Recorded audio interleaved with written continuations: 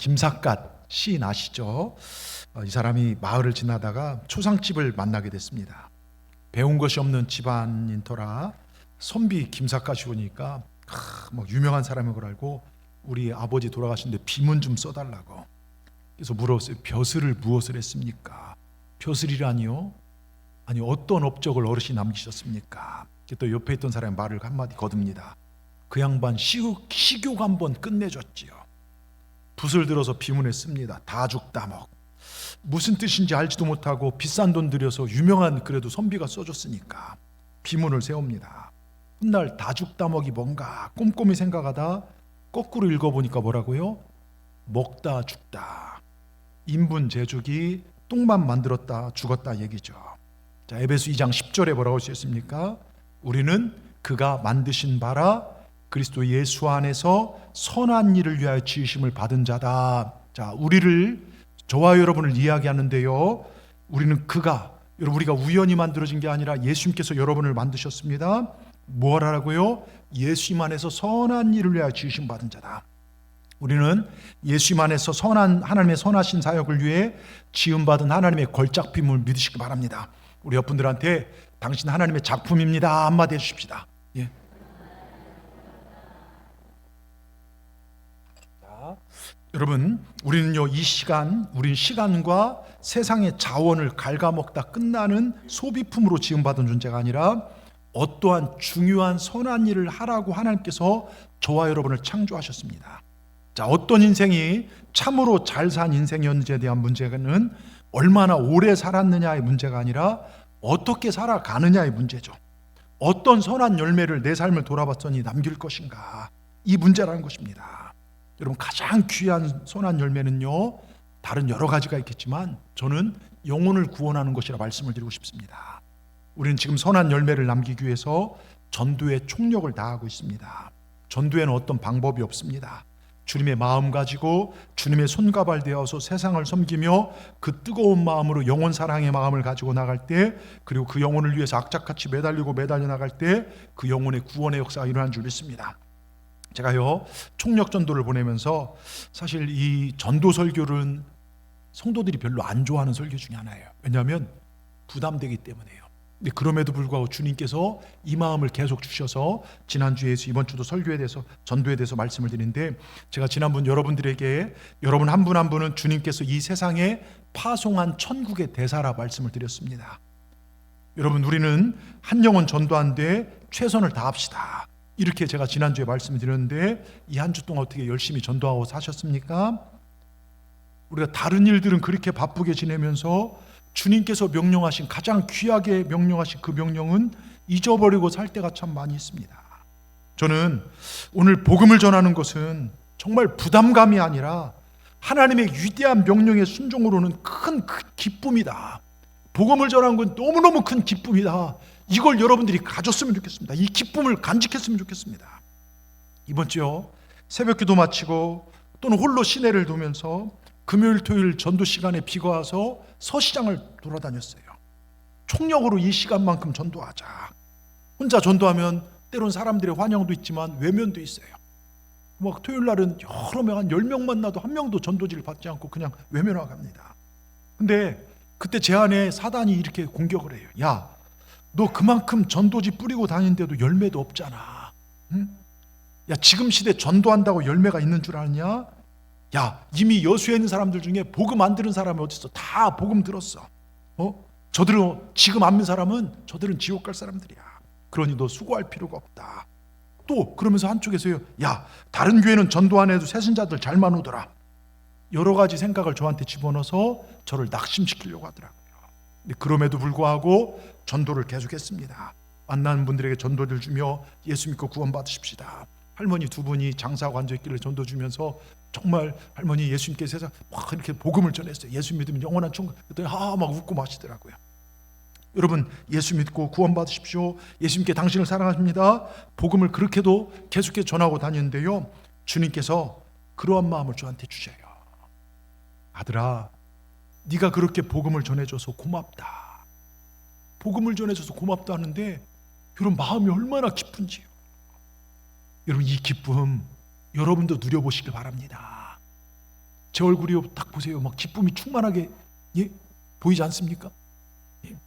여러분, 오늘 저는 복음을 전하는 것이 기쁨인 이유들에 대해서 좀 나눠보고 싶어요. 정말 여러분들이 이 기쁨을 누리길 주의 이름으로 축복합니다. 첫 번째로요, 복음을 전하는 기쁨은요, 하나님이 자녀인 나한테만 주신 겁니다. 자, 이 복음을 전하는 것은요, 길거리 지나다니는 사람이나 안 믿는 사람들은요, 하나님을 알지 못한 사람은 절대로 복음을 못 전해요. 그래서 하나님의 자녀들을 우리에게만 맡겨주신, 우리만 누릴 수 있는 큰 기쁨 중에 하나입니다. 그래서 찬송가 508장의 고백처럼 주에게 부탁하신 일 천사도 흠모하겠네. 천사도 못하고 우리만 할 수 있는 게 복음을 증거하고 화목케 하라는 명령입니다. 하나님은요, 이 땅에 하나님의 가족을 한 명이라도 더 만들어 가기를 원하십니다. 그 하나님의 가족은 영원히 함께 살면서 서로 사랑할 가족인 줄 믿습니다. 하나님은요, 하나님의 가족을 이 도시 구석구석 또는 전 세계 모든 곳에서 하나님의 가족을 계속해서 우리가 세워나가기를 원합니다. 이 일을 위해 예수님을 이 땅에 보내셨어요. 그리고 예수님은 우리에게 이 사역을 맡기셨습니다. 너희가 이 사역, 이 사명을 완성해 주길 바란다 부탁하고 주님은 하늘로 승천하셨습니다. 여러분, 하나님께서 천지를 창조하시던 마지막 날 하나님과 천사가 이런 대화를 나눴다고 합니다. 하나님, 앞으로 태어나게 될 수많은 사람들을 구원하여 우리의 가족 삼는 일은 누구에게 맡기실 생각입니까? 그랬더니 하나님께서 내 자녀들에게 맡길 것이다. 저들이 구원받았으면 다른 사람들에게 구원의 복된 소식을 전하게 할 것이다. 그래도 또 천사가 묻습니다. 하나님, 저들이 하나님의 부탁, 하나님의 명령에 순종하지 아니하면 어떻게 하실 것입니까? 저들 말고 다른 계획이 있으십니까? 묻습니다. 그때 하나님 대답하십니다. 다른 계획은 없다. 이 일은 가장 소중한 일이고 가장 소중한 복이기에 오직 소중한 내 자녀들에게만 맡길 것이다.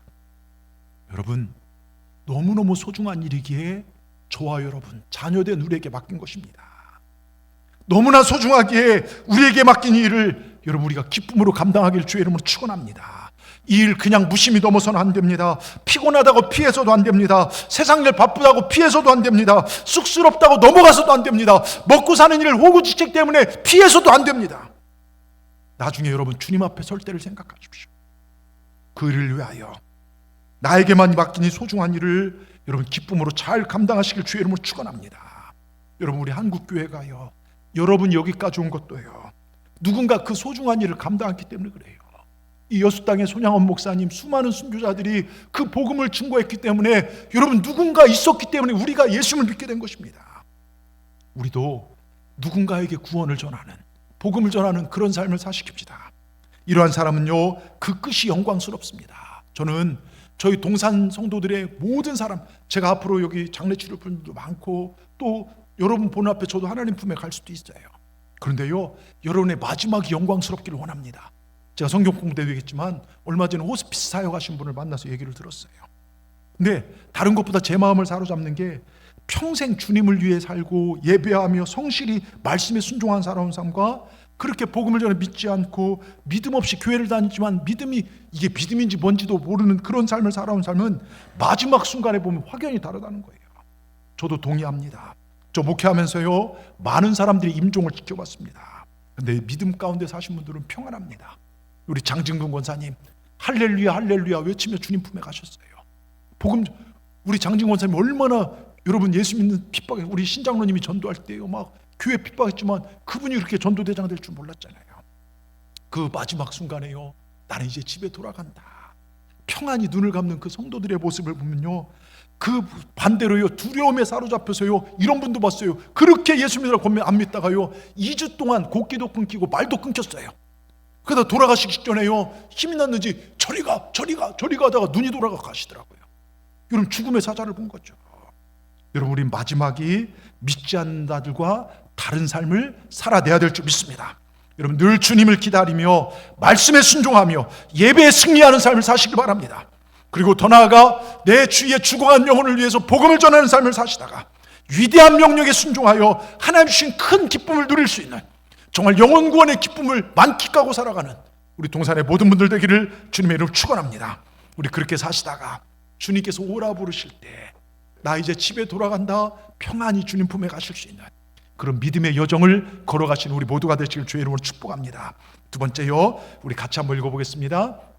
내가 누군가에게 전도할 수 있는 유일한 사람이 될 수 있습니다. 나는요, 누군가에게 복음을 전할 수 있는 유일한 성도가 될 수 있어요. 하나님은요, 나를 이만큼 신뢰합니다. 내가 전하지 않으면 그들은 멸망할 수밖에 없습니다. 성경은 말합니다. 에스겔 3장 18절에 이렇게 써 있어요. 뒤에 보면요, 가령 자, 내가 악인에게 말하기를 너는 꼭 죽으리라 할 때에 네가 그 악인을 깨우치지 아니하거나 말로 악인에게 이르러 그 악한 길을 떠나. 자, 생명을 구원하게 하자면 그 악인은 그의 죄악 중에 그 죄값으로 죽으려니와 내가 그의 피를 네 피값을 네 손에 찾으려니와. 우리가 복음을 전하지 아니해서 그들이 멸망 안 되면 그들의 죄 때문에 죽겠지만 그 죽음에 대한 피값을 우리에게 묻는다는 겁니다. 여러분, 두렵고 떨리는 말씀이에요. 복음을 전하는 게 그렇게 중요합니다. 여러분 보세요. 만일 나랑 친한 친구나 부모님이나 뭐 형제가 희귀병이나 암으로 죽어가요. 근데 내가 그 치료법을 알고 있어요. 그럼 마땅히 그거 알려줘야 하잖아요. 예? 마땅히 알려줘야죠. 근데 그 치료법을 숨기거나 무관심하고 나중에 알려주지 게을러서 치료책을 알려주지 않아서 내 친구나 부모나 형제가 죽었다면 이건 무서운 범죄입니다. 자, 보십시오. 우린 이보다 더 엄청난 영원한 생명, 영생의 비밀을 알고 있어요. 예수 믿으면 천국 간다, 영생을 얻는다 비밀을 알고 있습니다. 이 사실을 내 이웃, 친구, 친척, 가족들에게 알려야 하지 않겠습니까? 자, 사도행전 1장 8절을 보면요, 이렇게 써 있습니다. 오직 성령이 너에게 임하시면 너희가 권능을 받아 뭡니까? 우리가 예수 믿으면 우리가 어떻게 하냐? 복음을 전하는데 예루살렘과 유대와 사마리아 그리고 땅끝까지로 복음 전하는데 여기 전도의 단계가 있습니다. 성경 이 소식을 전할 때 우선 내 가장 가까운 여기 복음 이 말씀이 떨어진 데가 예루살렘 아닙니까? 그러니까 예루살렘은 내 가족, 내가 사는 이 동네입니다. 내 친구들에게 먼저 전하는 것, 그게 우리의 예루살렘입니다. 그리고 내가 사는 아파트, 내가 사는 동네, 도시에서 이 명령을 수행하는 것, 이게 유대입니다. 그리고 나중에 땅끝까지 우리가 선교도 나가고 열방에 전하는 것, 이것이 복음이 땅끝까지 전해지도록 하는 겁니다.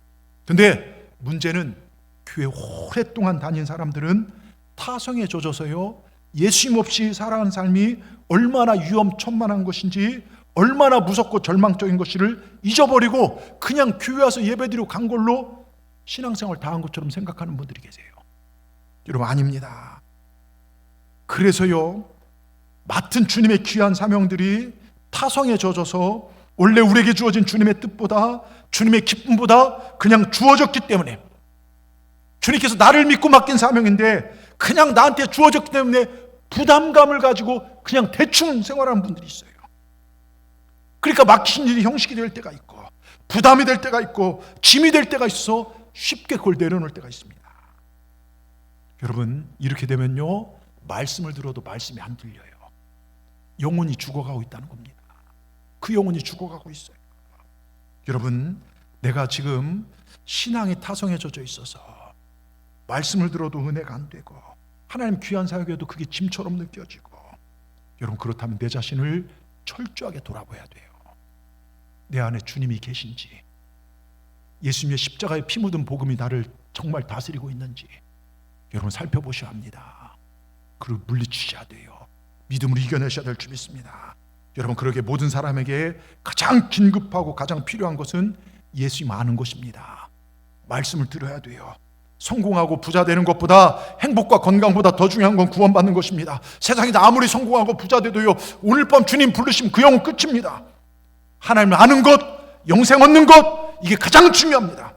그리고 이 귀한 소식이 나를 통해 죽은 영혼들이나 타성에 젖어서 죽어간 영혼들에게 전해진다는 사실은 이건 가슴 설레이고 참으로 위대한 기쁨이 아니라 할 수 없습니다. 여러분, 이 기쁨을 누리고 사시길 주의 이름으로 축원합니다. 몇 년 전요, 저희 남동생 장인어른이 돌아가셨어요. 그해 12월 말에 배가 좀 아파서 동네 병원 갔더니 이 초음파라더니 큰 병원 가보라고. 대학병원 갔더니 그해 1월 24일 췌장암 3.5기인가 이 판정을 받아요. 그리고 딱 2달하고 6일 더 사시고 이분이 가셨습니다. 여러분, 그만큼 암이 무섭습니다. 근데 저는요, 참 저희 교회는 신기합니다. 우리 박문 권사님도 췌장암 이제 폐암에서 다 해서 뇌까지 다 전이 돼서 그 조카가 삼성병원에 있지 않습니까? 가신 지 그 새벽 우리 권사님 저한테 1시 27분인가에 이렇게 2시 37분인가 문자를 남겼는데 장례 준비하라고, 살 가망이 없다고. 그런데 2년 2개월을 사시면서 정말 여러분 그 믿음이 그때부터 얼마나 순수하게 변했는지 하나님 준비시켰어요. 그리고요, 자, 우리 김선환 권사님, 김성신 권사 다 일부 예배 드리셨어요. 김선환 권사도 최장암 말기죠. 김성신 권사님 최장암 3.5기. 근데 지금 3년 넘게 사시고 엊그제는 주방 와서 음식 준비를 하시더라고요. 근데 고통이 없다는 거예요. 여러분, 이 췌장암 고통이 얼마나 심한지요. 하루에도 그분 저도 가서 기도해 드렸는데, 장인어른인데 6층에서 뛰어내려 죽고 싶대요. 이 고통이 너무 심해서요. 근데 이분이 돌아가시고 장례를 치르면서 그 장인어른, 제 동생 장인어른 형님이 제 동생이 찾아오더니 손을 잡더니, 고맙다. 내 동생 구원하려고 내가 그렇게 노력했는데 내가 예수 믿으라면 형님이나 잘 믿으라고 했던 그가 자네 때문에 예수 믿고 천국 가게 되어서 얼마나 고마운지 손을 꼭 잡고 우시더래요. 여러분, 내가 누군가에게 복음을 전할 수 있는 유일한 사람이 될 수 있다는 것이죠. 그런데요, 사실 이분이 암에 걸렸을 때 저희 아버님도 암으로 수술을 받고 회복 중에 계셨어요. 같은 병원에요. 대전 충대병원에요. 그리고 저희 아버님이 옆병동 찾아가셨어요. 사돈 양반, 우리 어차피 다 죽소. 암에 걸렸든지 사고가 나든지 아니면 늙어 죽든지 우리 70 넘게 살았으면 그래도 많이 살았지 않소. 근데 나는 죽음이 두렵지 않소. 왜냐하면 나는 천국에 갈 수 있기 때문이요. 사돈 양반, 어떻게든 죽지만 죽음 뒤를 준비하셨소? 제 남동생의 애가 5입니다. 그 애들을 외할아버지가 그렇게 이뻐하셨어요. 사돈 양반, 그 애들 죽은 뒤 어찌 보려고요? 이제 예수 믿으십시다. 지금 아니면 기회가 없으니 예수 믿으면 천국에서 주님과 영원히 살면서 당신들, 그 사랑하는 손주들 다 만날 것이니 그럼 예수 믿으십시다. 저희 아버님이요, 강권했어요. 그랬더니 이분이, 알겠습니다, 예수 믿겠습니다, 이런 겁니다. 그 세례를 받고요, 식구들이 제 동생 다니는 교회 다 다녔어요. 그런데요, 췌장암 고통이 얼마나 큰지 더 이상 의학으로 손을 쓸 수가 없어서 마지막 가는 호스피스 병동에, 이제 제가 그 충대병원 호스피스 병동에 모셨어요. 근데 이분이요, 눈앞에 귀신 4마리가 보인 거예요. 호스피스 병동에서요, 시커먼 귀신 4마리가요 두 팔하고 다리를 딱 붙잡고 있어서 너무 무섭다는 것입니다. 다른 사람 눈에 안 보이는데 자기에게만 보이는데 너무 무서운 것입니다. 근데 사실 저는 이런 고백을 많이 들었어요. 죽음 직전의 사람들, 제가 서울에 목회하다 보면 중환자실 신방, 아산병원, 삼성의료원, 성모병원 중환자실 신방을 많이 들락거렸어요. 거기서 하루에 이런 데서 안 돼서 거기까지 가잖아요. 서울로 큰 병원 가다 보면 터미널 마지막 단계 갖고서 어떻게 손을 쓸 수 없어 돌아가신 분들이 하루에 2-3명씩 나온대요. 그러니까 그 속에 있는 분들이 그 마지막 단계 귀신을 많이 본대요. 그래서 그분에게 기도해주고 위로해 주는데요, 이분도 마찬가지입니다. 너무 무서워 어떻게 할지 모르는데 저희 아버님이 또 가셨어요. 그리고 사돈 양반, 믿음을 가지세요. 그러면서 뭘 알려주냐면 주기도문하고 사도신경을 가르쳐 드린 거예요. 그러면서 사도신경을 하나하나 해석하면서 전능하사 천지를 만드신 하나님을 내가 믿사오며, 사돈 양반, 하나님은, 우리가 믿는 하나님, 천지를 창조하신 분이십니다.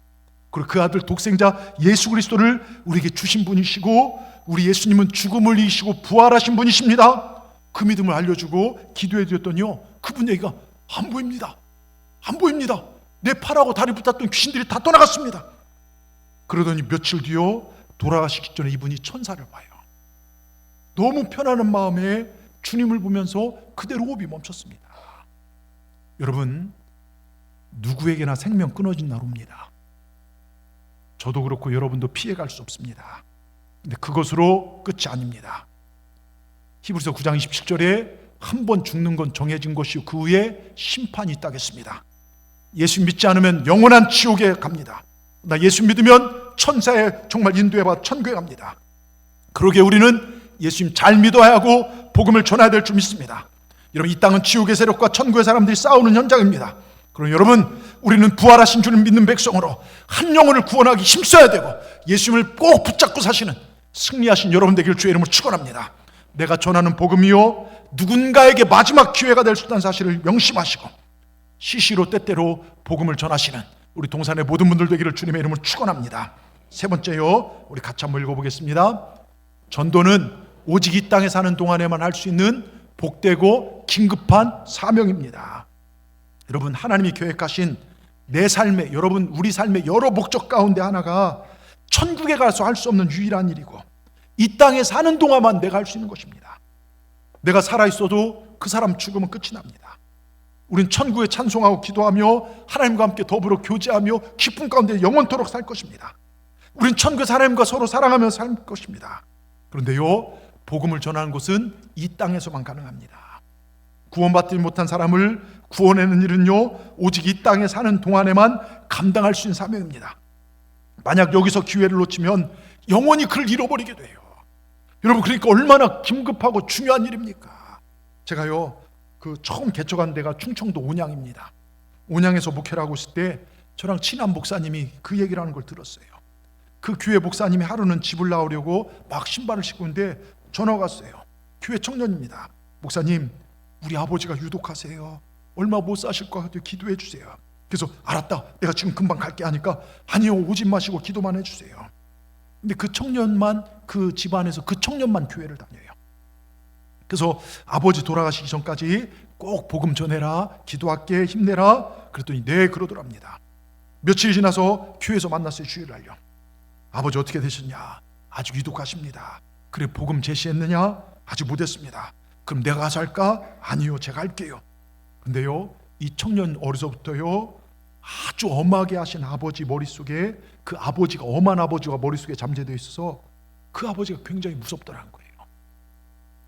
누워있는데 아무것도 못한 아버지인데 일어나서 자기가 혼내킬까 봐 유독해 누워 계셔도 아무것도 못하지만 어려서부터 대해오던 아버지는 늘 무서운 아버지여서 함부로 말을 못 걸고 목사님 모시는 것도 무섭다는 것입니다. 청년에 맡기고 일주일 정도 지났는데 그 목사님 그래도 한번 가볼까? 성령이 주신 생각이겠죠.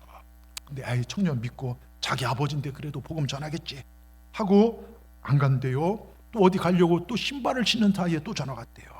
목사님, 아버지 돌아가셨어요. 울더랍니다. 그래, 위로를 해주고 그래, 복음 제시는 했지 했더니 못했다는 것입니다. 그 아버지가 무서워서 결국 말을 못 꺼내고 있었다는 것입니다. 혹시 말 꺼냈다가 혼날까 봐요. 결국 이 목사님은 그 일이 그렇게 후회가 되더랍니다. 여러분, 복음을 전하는 곳 때가 있습니다.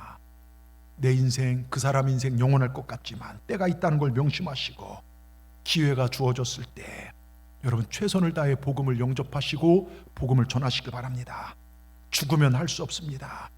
여러분, 그때는 끝입니다. 지금이 기회입니다. 때론 핍박받아도 어려움 당해도 우리는 복음을 증거해야 합니다. 여러분, 복음 전하면서 핍박받는 것, 이건 기뻐야 할 일입니다. 왜? 사단이 그만큼 싫어하기 때문에 사단이 핍박하는 거예요. 낙심시키는 것입니다. 그런데 하나님은 기뻐하십니다. 여러분이 복음을 전할 때 우리 하나님이 얼마나 기뻐하신 줄 아십니까? 여러분, 전도에 승리하시길 바랍니다. 우리가 부활주의를 정말 4월 첫 주에 보내면서 제가 여러분들한테 문자 넣었지만 부활의 결론이요, 부활에 대해서 쭉 얘기하고 정말 부활장인 고린도서 15장에 부활에 대해 다 말한 후에 고린도서 15장 58절 최종 이렇게 결론을 내립니다. 우리 고린도서 15장 58절 같이 정신 차리고 한번 읽어보겠습니다.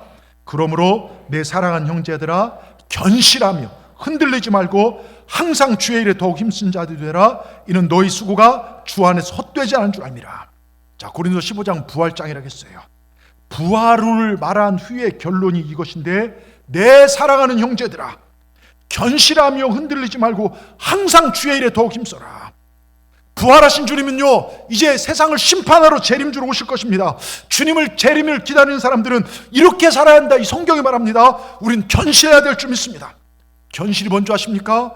건물의 기초가 안반 위에 바위에 기초가 박혀 있어도 꿈쩍하지 않는 상태처럼 기본이 건강한 신앙이에요.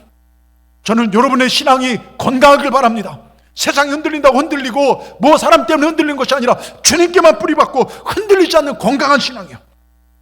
제가 목회하다 보면요, 어떤 분들은 날이 갈수록 주님을 향한 사랑이 더 건실해져요. 더 뜨거워지고 예배가 살아나고 어떻게 하면 순종할까? 마리아처럼 많은 사람들이 주님을 따르는데 뭘 받기 위해서, 고침받기 위해서 은혜 따르지만 마리아는 어떻게 하면 주님께 드릴까? 향유옥합을 드린 것처럼요, 갈수록 주님 사랑이 뜨거워진 분들이 있어요.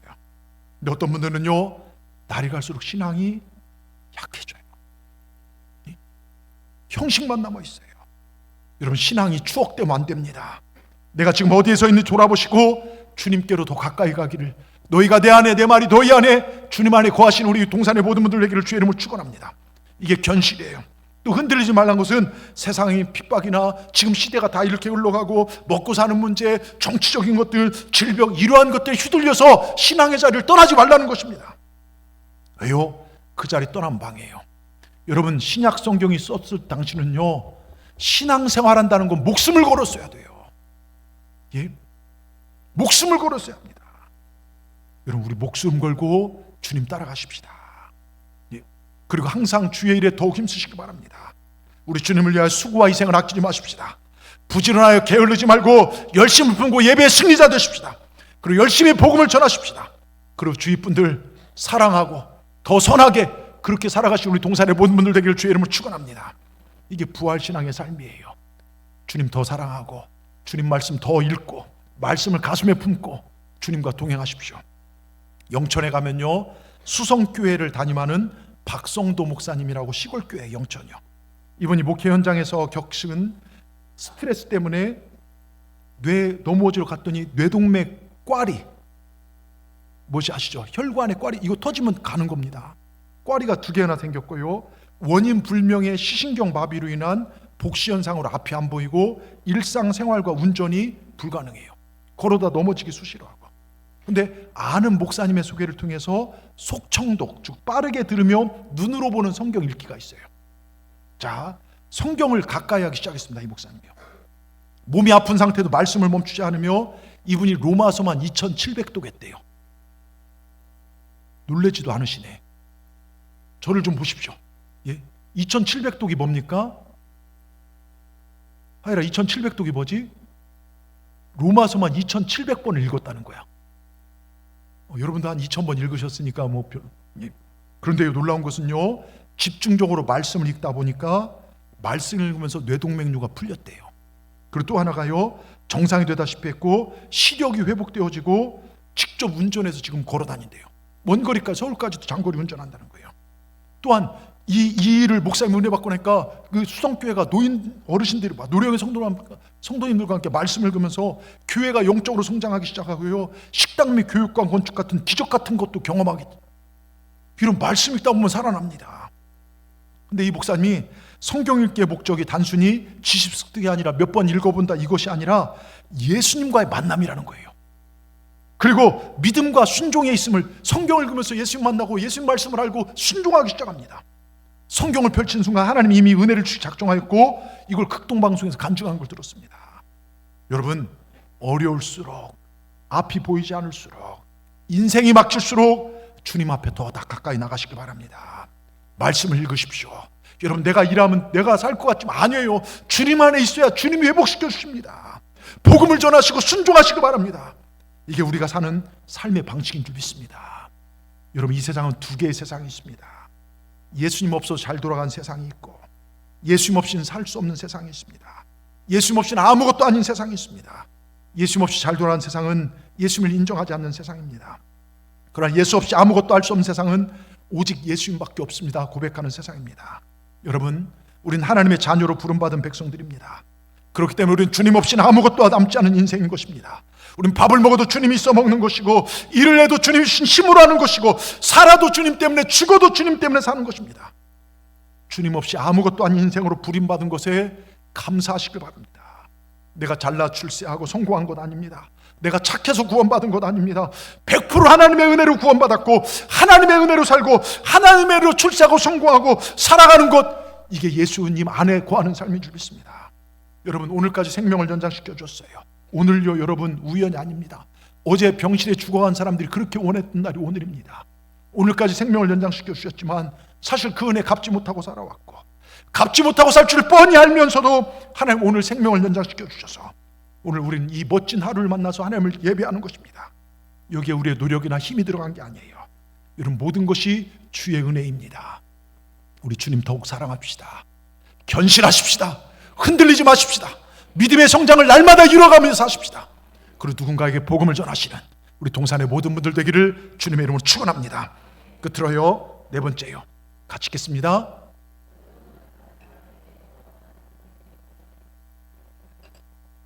그렇습니다. 복음을 전하는 기쁨인 이유가요, 이게 영원한 중요성을 갖기 때문에 그래요.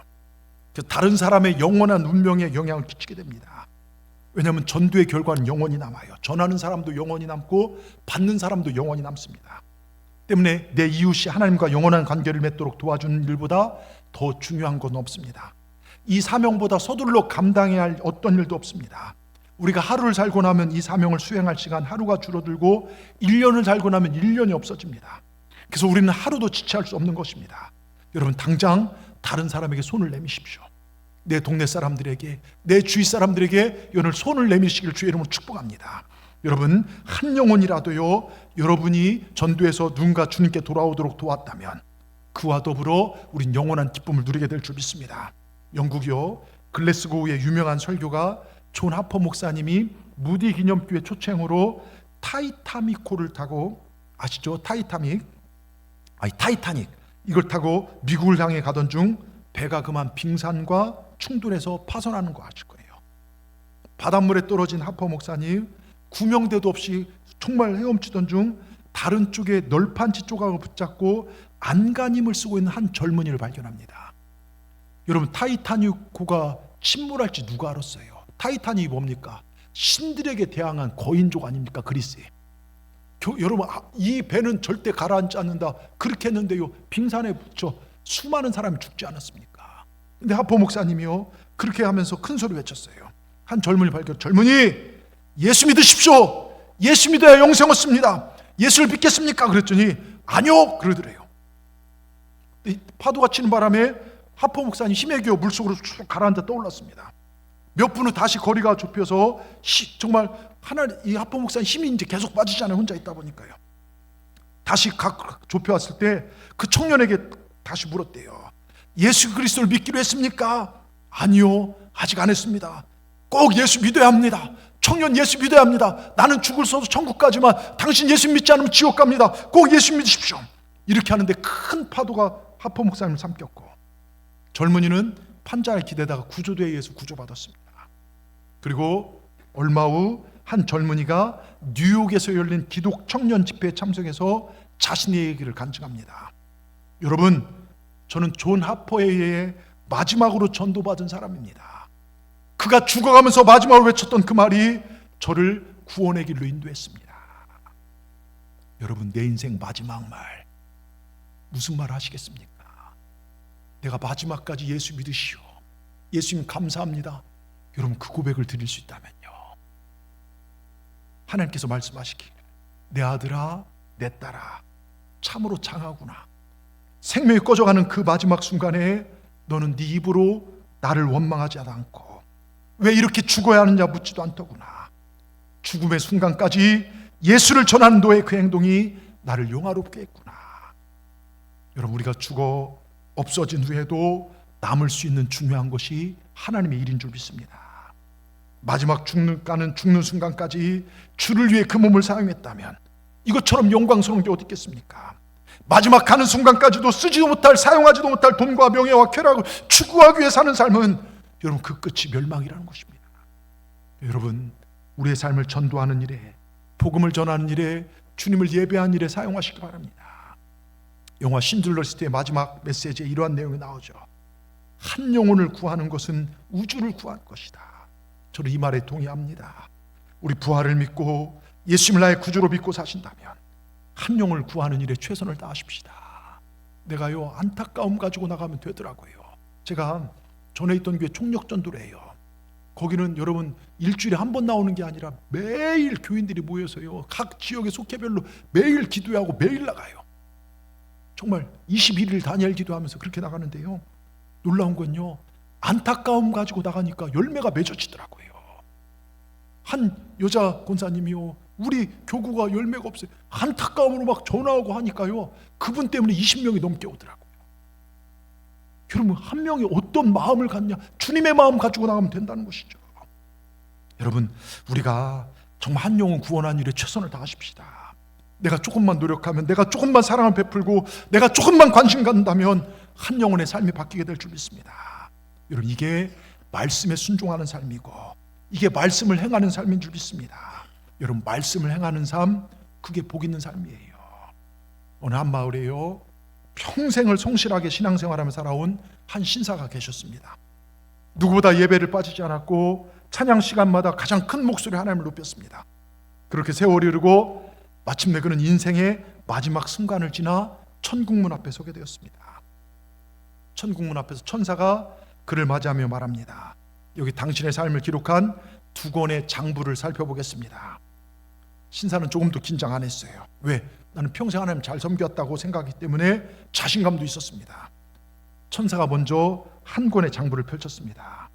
그 안에 먼저 그가 평생 입술로 고백했던 말들이 가득 적혀 있습니다. 나의 모든 것은 주님 것입니다. 저는 하나님 말씀을 가장 소중히 여깁니다. 무엇보다 하나님을 먼저 구하겠습니다. 신사는 그 장부를 보며 조용히 고개를 끄덕였습니다. 그래, 내가 이렇게 살았구나. 나는 천국에 들어가겠지. 천사가 또 다른 장부를 꺼냈습니다. 첫 장에 시간이란 제목이 적혀 있습니다. 하나님이 가장 중요하다고 말했지만 실제로는 가장 좋은 시간과 가장 많은 에너지를 세상의 염려와 개인적 유익에 쏟았음. 다음 장에 재정이란 제목이 있었습니다. 모든 것이 주님 것이라고 고백했지만 실제로는 자신의 안락함과 욕망을 먼저 채우고 남은 것만 하나님께 드렸어요. 그 다음 장엔 가치관이란 제목이 적혀 있습니다.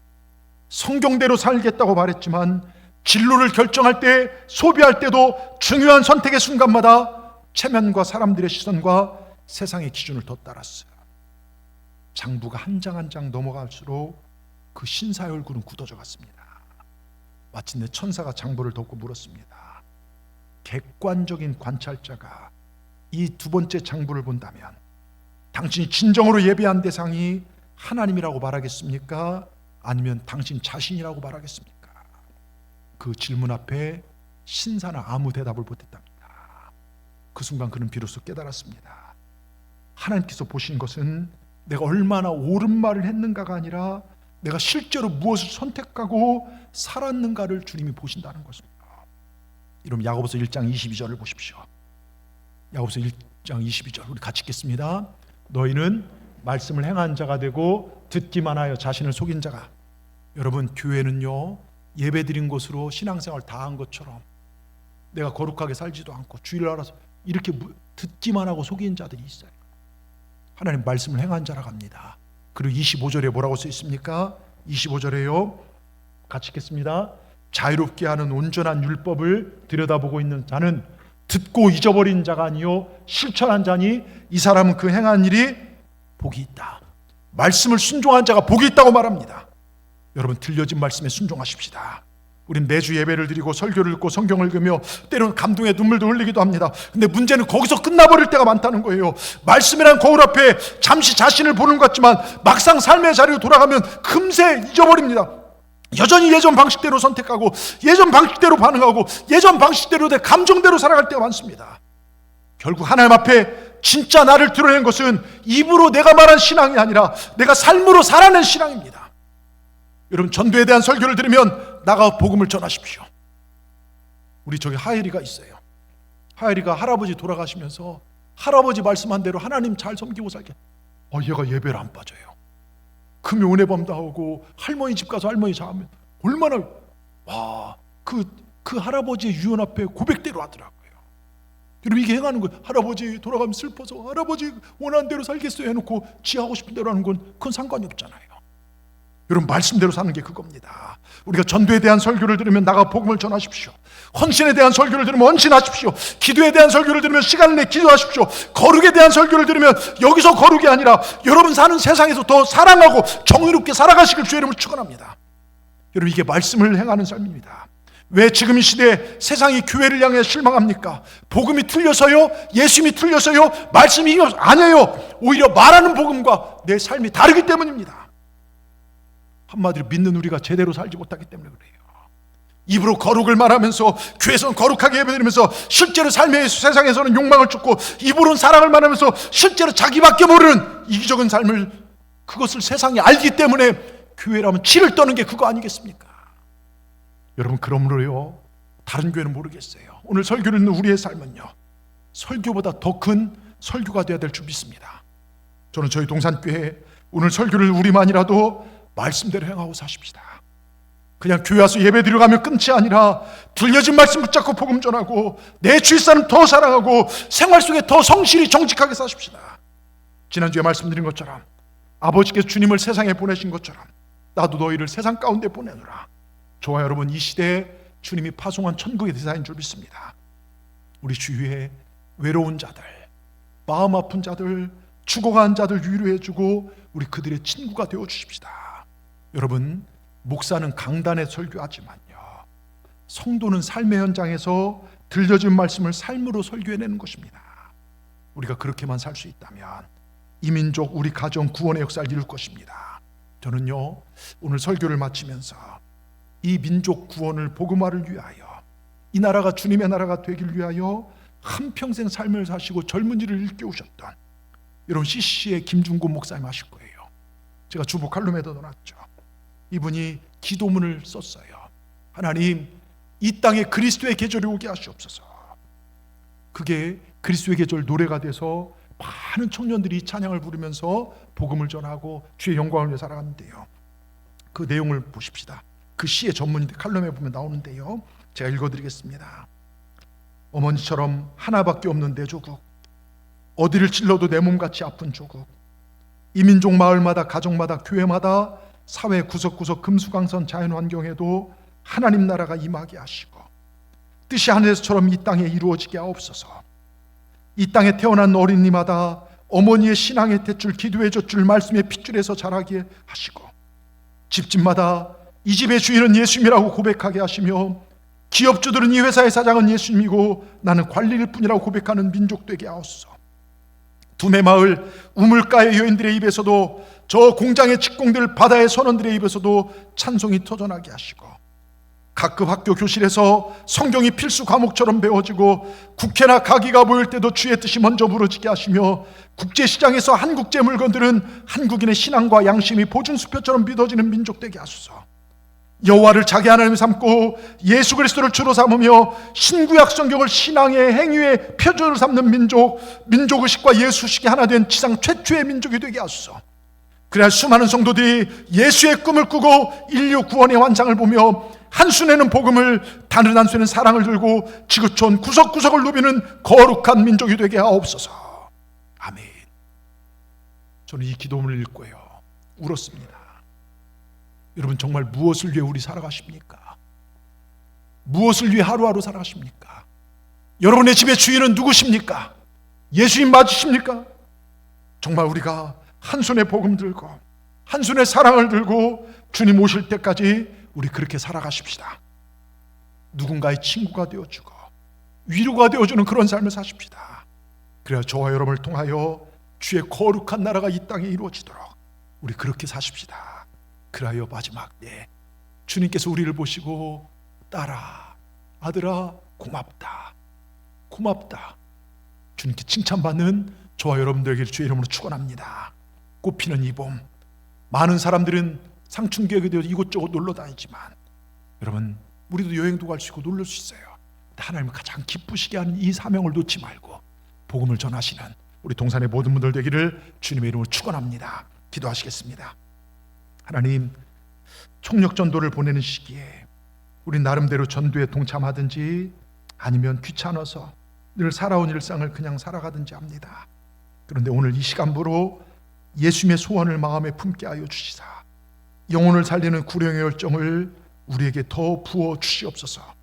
내가 누군가의 손을 붙잡기 원합니다. 내가 전하지 않으면 저 지옥으로 떨어질 수 있는 누군가를 찾아가게 하여 주시고 정말 그의 발걸음을 돌이킬 수 있는 수고와 헌신이 우리 가운데 있게 하여 주시옵소서.